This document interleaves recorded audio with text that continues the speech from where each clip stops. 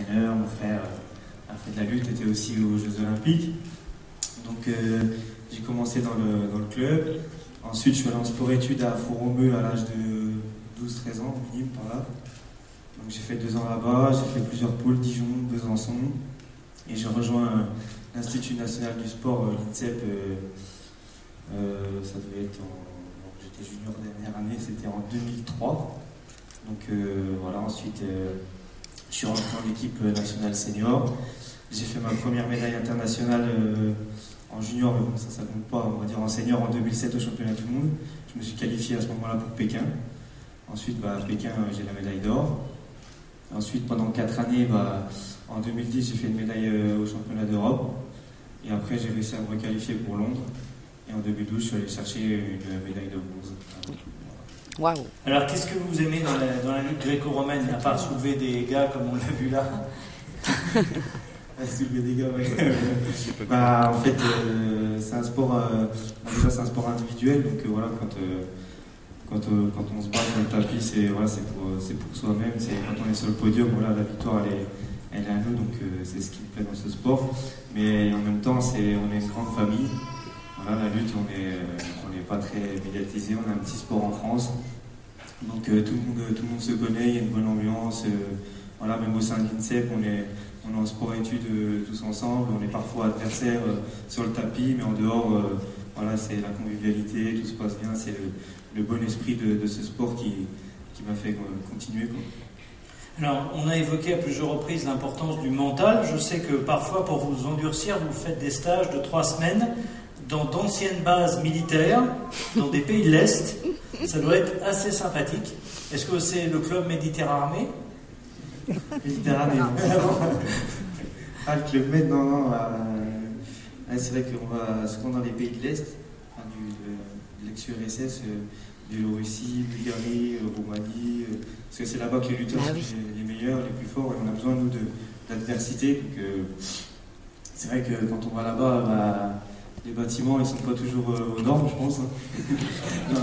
Voilà, on s'entraîne à la dure 3 fois par jour, parfois le matin avant le petit déjeuner, dans la matinée et le soir.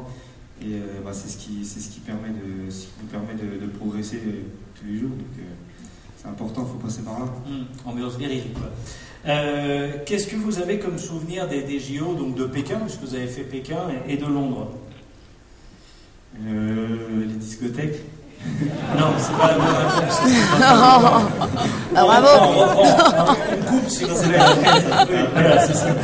Non, déjà à Pékin, ma médaille d'or. En plus, c'était la première médaille d'or pour la France. Donc voilà, c'était aussi un honneur pour moi et puis pour ma discipline. Et la médaille aussi de mon frère, en même temps que moi, qui était à Pékin aussi. Donc voilà, 2 frères en lutte, chacun dans une catégorie, qui arrivent à remporter une médaille, c'était énorme. Et puis après, à Londres, les souvenirs, il y a un mauvais souvenir quand je perds en demi-finale contre le Coréen. Donc voilà, parce que j'étais vraiment pas loin. Donc je me suis dit, je vais réussir à aller chercher un 2e titre. Donc voilà, je perds de rien. Et après, le 2e, c'est la victoire en finale pour la médaille de bronze. Voilà. Alors aujourd'hui, vous êtes dans la police, ou en tout cas, vous avez un partenariat avec eux. C'est une voie possible de reconversion? Si vous avez des PV, profitez-en. Non, dans la police, c'est un grand mot, en fait. Nous, en fait, par exemple, la lutte, les sportifs, on s'entraîne comme des professionnels, 2 fois par jour, tous les jours. Mais en fait, on reste un sport amateur. Donc on n'a pas beaucoup de moyens dans notre discipline. Donc après, moi, avec mes médailles aux Jeux Olympiques, j'ai réussi à avoir un contrat avec la police nationale où c'est sous forme de contrat d'image. En fait, ils détachent parfois des sportifs qui sont médaillés, européens, mondiaux aussi. Je pense que tout le monde connaît. C'est des conventions qu'il y a avec le ministère des Sports et le ministère de l'Intérieur dans ce cas-là. Et moi, ça me permet d'être détaché, donc d'avoir un salaire pour m'entraîner. En échange, je fais des actions de communication pour la police. Vous pourriez faire des je ne suis pas dans la rue, non, je mets pas la tenue. Parfois, s'il faut que j'intervienne, je fais 2-3 souplesses ou 3 trucs. Ça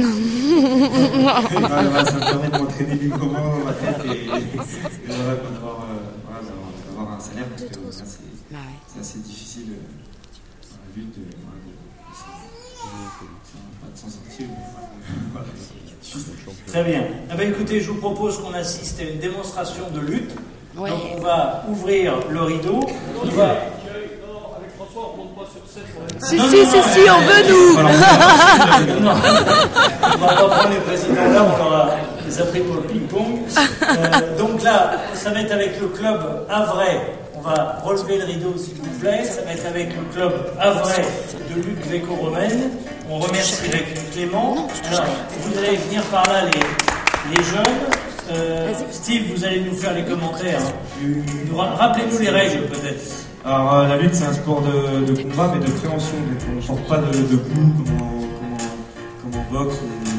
En fait c'est que des prises, un petit peu comme au judo, sauf que là on n'a pas de kimono, on a ce qu'on appelle des maillots de lutte, donc ça ressemble à sous forme de lycra, quoi. C'est comme un petit peu quand vous voyez l'haltérophilie, c'est vraiment du corps à corps, quoi. C'est pas comme le judo où on va accrocher le kimono. L'objectif principal est de faire tomber l'adversaire sur le dos et de le maintenir sur le dos, ça s'appelle le tomber. Dans ces cas-là, on gagne directement le match. Et ensuite, pour gagner un combat, en fait, c'est sous forme de manches. On a 3 manches de 2 minutes, donc c'est un petit peu comme des rounds. Mais si on gagne 2 manches, on a gagné le combat. Donc après, on effectue des prises et ça nous ramène un certain nombre de points, des prises à 1 point, à 2 points, 3 points ou 5 points pour les grandes amplitudes. Alors nous avons un premier combat des 10 ans, Ewil contre Marlon. Non, Mohamed. Bon, je pense qu'ils vont lutter en lutte libre, non? Parce que là, ça c'est un bras à la volée, ça vaut 3 points. La prise part de debout et l'adversaire atterrit sur le dos. Voilà, tour de hanche.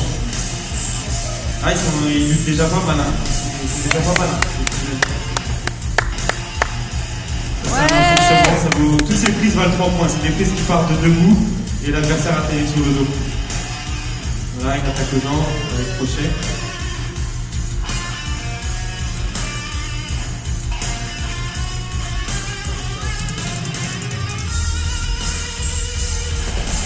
Ça c'est de la lutte libre. En fait, il y a 3 styles de lutte olympique: lutte libre, lutte gréco-romaine et lutte féminine. Donc la gréco-romaine, on n'a pas le droit de prendre les jambes. Les prises, tout ce qui est en dessous de la ceinture, c'est interdit, les barrages de jambes, les crochets, tout ça. Et en lutte libre, comme tout le monde indique, on a le droit à tout. Voilà, passage arrière avec le cuisse à rebours. Pareil, passage arrière, arrache à rebours. Ah, ça c'est de la gréco-romaine, c'est une bonne prise aussi. Souplesse arrière. Oh, joli. Deuxième match, félicitations, bravo. Deuxième match, Mohamed contre Alioum pour les 11 ans. Marlon contre Alioum. Voilà, c'est de la démonstration technique, hein. C'est pas du combat en réel, à un niveau olympique. Voilà, les combats sont beaucoup plus serrés, donc il y a moins de... Attendez, il commence. C'est quand même vrai, mais ouais, c'est ce que je disais, c'est de la démonstration. Donc, voilà, des tours de hanche. Pareil, un tour de hanche.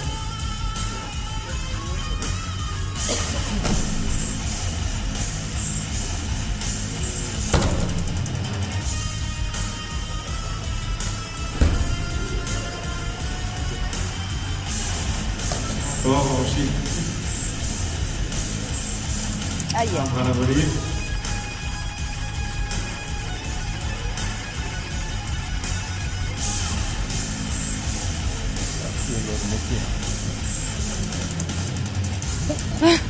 Ça va arracher là. Ouais. Ça l'arrache un rebours. Ça vaut 3 points aussi.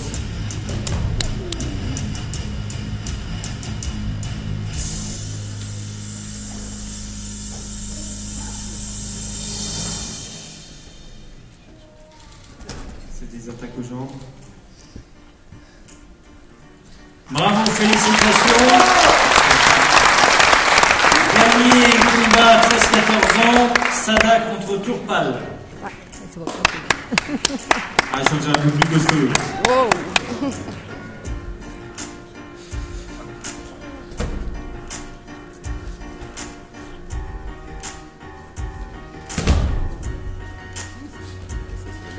Ah, ça claque un peu plus. Mais... Quand il y a des 120 kilos sur le tapis, ça claque encore plus.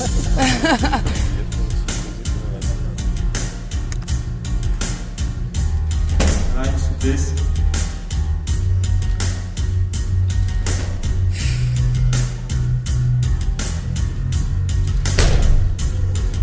Passage dessous avec une souplesse.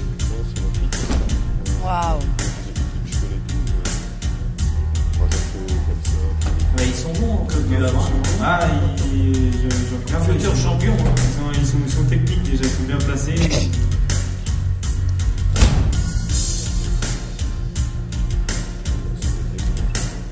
On a vu essentiellement des prises à 3 points. Après, il y a des prises à 1 point, 2 points, des prises à l'arrière, On peut les applaudir. Merci une fois plus là. Merci à Clément. Les casqueurs, vous pouvez revenir sur le devant de la scène. On va laisser le rideau et procéder à la remise des diplômes, remise des casques d'or. Je vais demander à mon paquet de me rejoindre. Alors on sait déjà que vous êtes très bon en tennis de table, on va vous donner un micro. Alors, pour quel diplôme aujourd'hui vous êtes casque d'or et qu'est-ce que vous faites maintenant? Je suis pour l'installateur thermique et là je continue en faisant un BP équipement sanitaire.